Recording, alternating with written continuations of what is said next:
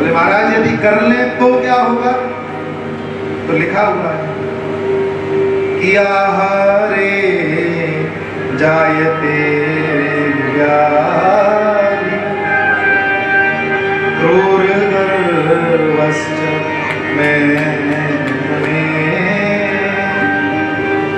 कि निद्रायां ह्रियते लक्ष्मी स्वाध्याये मरणं भवेत्। जो व्यक्ति संध्या के समय भोजन करता है तो वो भोजन उसको गुण नहीं करता और रोग पैदा करता है। आहारम जायते व्याधि क्रूर गर्वश्च मैथुने। और जो स्त्री पुरुष संध्या के समय संभोग करते हैं, संसर्ग करते हैं, उनसे जो संतान उत्पन्न होती है वो राक्षस प्रवृत्ति की होती है। सोने से लक्ष्मी चली जाती है।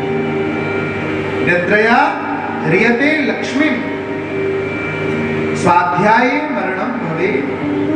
जो पढ़ाई करते हैं, पढ़ते हैं, उनकी पढ़ाई किसी काम की नहीं। आपने देखा होगा बच्चे दिन रात पढ़ते हैं पर जब एग्जाम दे के आते हैं तो बोलते हैं अरे मम्मा ये क्वेश्चन मुझे आता था पर पता नहीं क्यों मैं भूल गया। होता है ना? तो जो व्यक्ति, जो बालक संध्या के समय पढ़ता है उसकी विद्या किसी काम की नहीं। समय आने पर वो भूल जाता है। संध्या का समय भजन करने के लिए, भगवान का कीर्तन करने के लिए है, क्योंकि उस समय भगवान शंकर पार्वती जी को साथ में लेकर के भ्रमण करते रहते हैं कौन व्यक्ति क्या कर्म कर रहा है। भैया कश्यप ऋषि समझाने लगे कि देवी ये संध्या का समय है, इस समय ऐसी बात नहीं करनी चाहिए। पर दिति नहीं मानी। दिति को श्राप दे दिया, जाओ तुम्हारे 2 पुत्र होंगे और वो बड़े भारी दुष्ट होंगे। अब तो दिति घबरा गई, चरणों में गिर गई, बोले महाराज मुझसे अपराध हो गया, क्या करूं?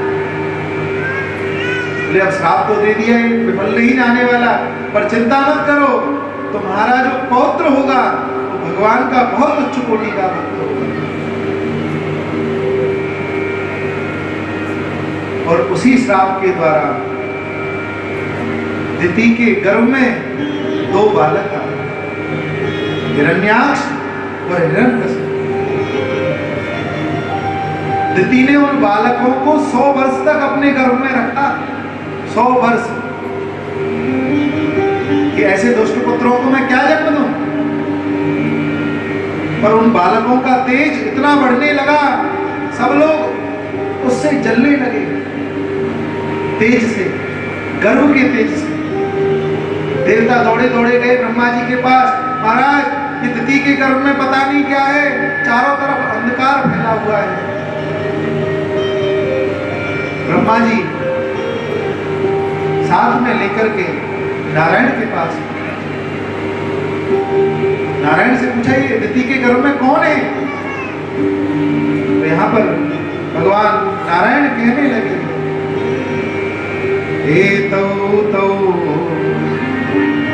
एतौ पार्षदौ मह्यं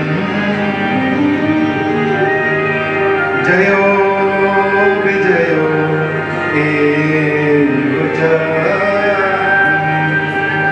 कदर्थी कृत्यमां यतो बह्वप्राता मते क्रमम्।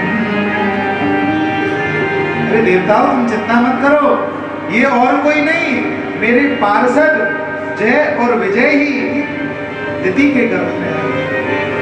एक बार की बात है,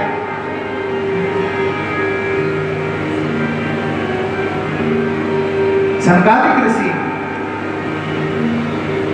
भगवान नारायण के दर्शन करने के लिए जब वैकुंठ में पधारे तो वहां पर जय और विजय ने संकादिक ऋषियों को रोक लिया।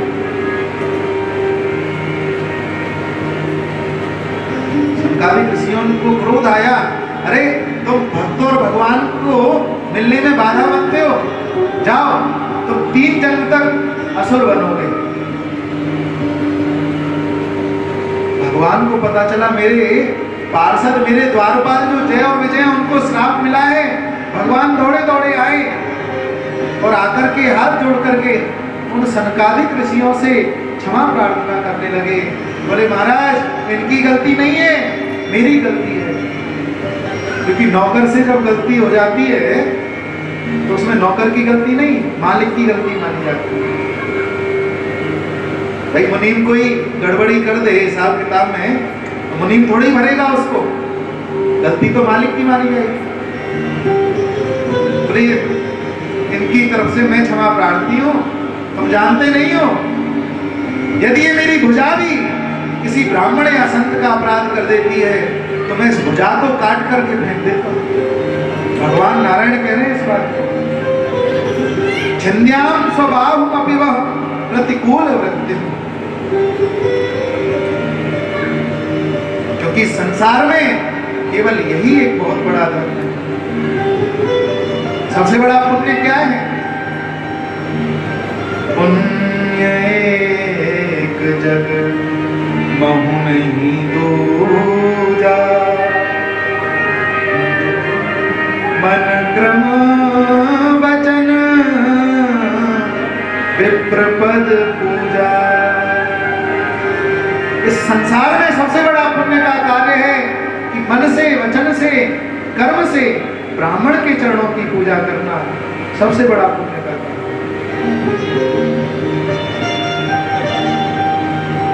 एक श्लोक भी बोलते हैं जब ब्राह्मणों का पूजन करते हैं कि नमो ब्रह्मण्य देवाय गौ ब्राह्मण हिताय च जगत्पिताय कृष्णाय गोविंदाय नमो नमः। भगवान का नाम है ब्रह्मण्य देव। ब्राह्मणों की रक्षा के लिए भगवान विप्रधेनु सुर संतहित लीन मनोज अवतार। सबसे पहले लिखा है ब्राह्मणों के लिए भगवान अवतार लेते हैं।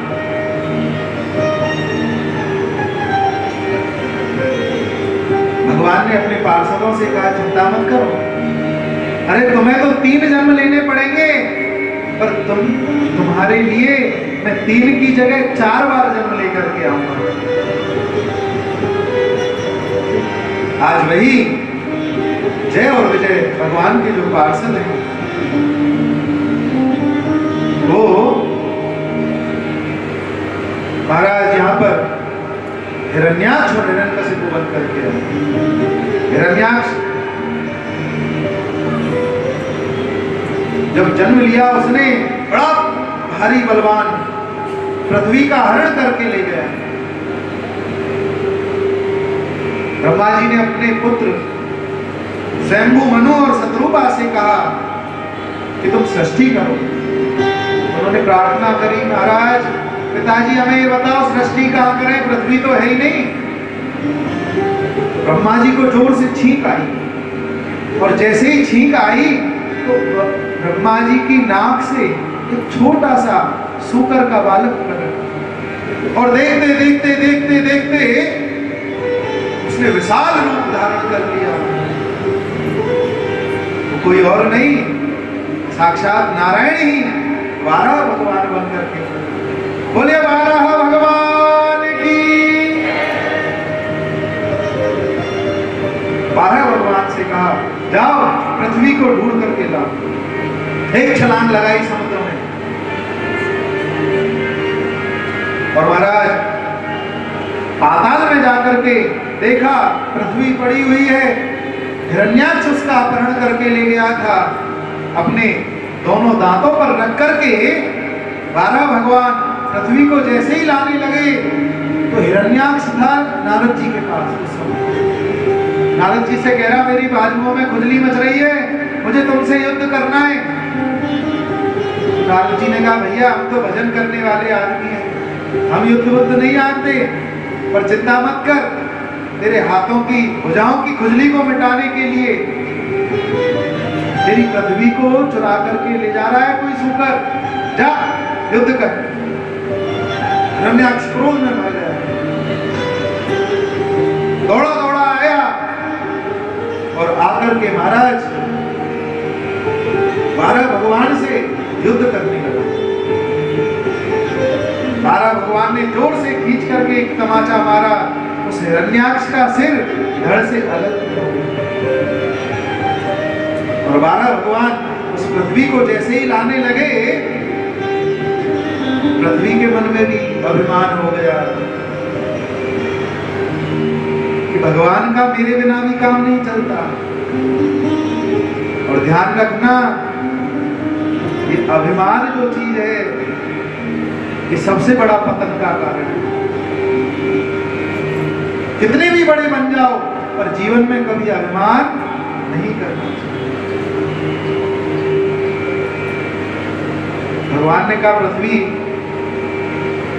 तुम्हारे अभिमान को भी दूर करता हूं। तो भगवान ने उस पृथ्वी को दिव्य वृंदावन के 84 कोस ब्रजमंडल का दर्शन कराया। चारों तरफ हरियाली है। पृथ्वी ने पूछा, भगवान ये क्या है? जब मेरा प्रलय हो गया, मैं ही समुद्र में डूब गई, तो ये कौन सी जगह है? यहां पर 12 भगवान ने कहा, देवी तुम्हारा ही प्रलय होता है, मेरे घर का प्रलय थोड़ा ही होता है। ये 84 कोस ब्रजमंडल मेरा घर है, मेरा धाम है, इसमें कभी प्रलय नहीं होता। कि धन धन वृंदावन रजधानी, कि धर्म कर्म जहां बटत जेवरी, मुक्ति भरे कहां पानी। धन्य है वृंदावन, जहां धर्म और कर्म जेवरी बढ़ते हैं, और मुक्ति जिसके लिए दुनिया तरसती है, वो उस वृंदावन में पानी भरती है, राधा रानी के दरबार में। महाराज एक बार मुक्ति भी दौड़ी दौड़ी गई हमारे गोविंद के पास कि महाराज दुनिया मेरे पीछे पड़ी हुई है, मुक्ति चाहिए, पर मेरी मुक्ति कैसे होगी, मुझे ये बताओ। मुक्ति कहे गोपाल सो, मेरी मुक्ति बता, ब्रज रज उड़ मस्तक लगे, मुक्ति मुक्त है जा। अरे जा उस ब्रजरज में, ब्रज की कुंज गलियों में कहीं जाकर के गिर पड़। जब मेरे भक्त, मेरे ब्रजवासी उस रास्ते से होकर के जाएंगे, तो उनके चरणों की जो ब्रज की रज है, तेरे मस्तक पर जब लगेगी, तो तू भी मुक्त हो जाएगी। पृथ्वी देवी का अभिमान दूर किया।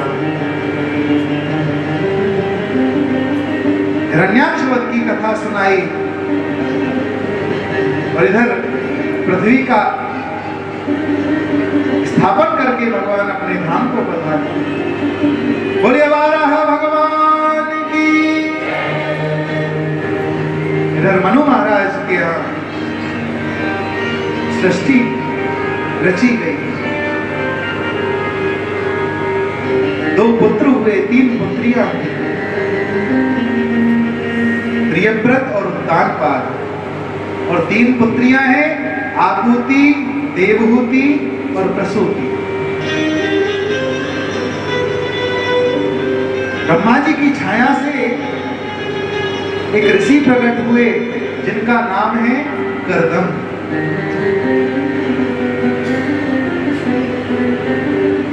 ध्यान रखना, भागवत की प्रत्येक कथा का एक आध्यात्मिक रहस्य है, एक आध्यात्मिक अर्थ है। हिरण्याक्ष क्या है? हिरण्याक्ष कहते हैं लोभ को। व्यक्ति के हृदय में जो लोभ वही हिरण्याक्ष है। संग्रह वृत्ति, ये भी आ जाए, वो भी आ जाए, ये भी इकट्ठा कर लूं, वो भी कर लूं, और इकट्ठा करते करते करते ऐसा समय आता है कि वो तिजोरी में और लॉकर में ही रखा रह जाता है, आदमी खाली हाथ चला जाता है।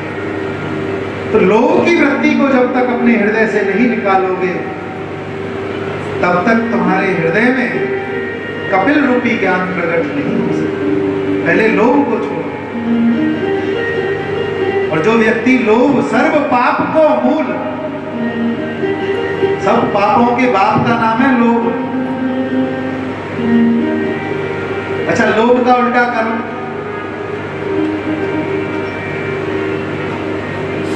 लोभ का उल्टा हुआ भलो।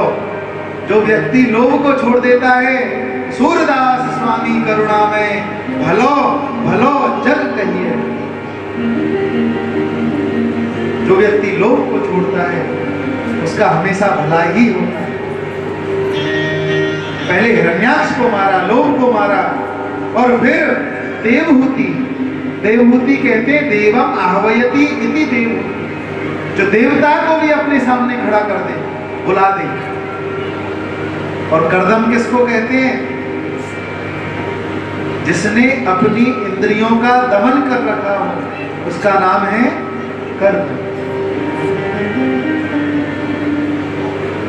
पहले जब लोभ जब जाए, फिर अपनी इंद्रियों का दमन करो, अपने इंद्रियों पे कंट्रोल करो। और जब इंद्रियों पे कंट्रोल होगा, तब देवता तुम्हारे सामने आकर के खड़ा हो जाए। देवहूति, आज देवहूति जब बड़ी हुई, तो इधर भगवान मनु महाराज को आदेश कर गए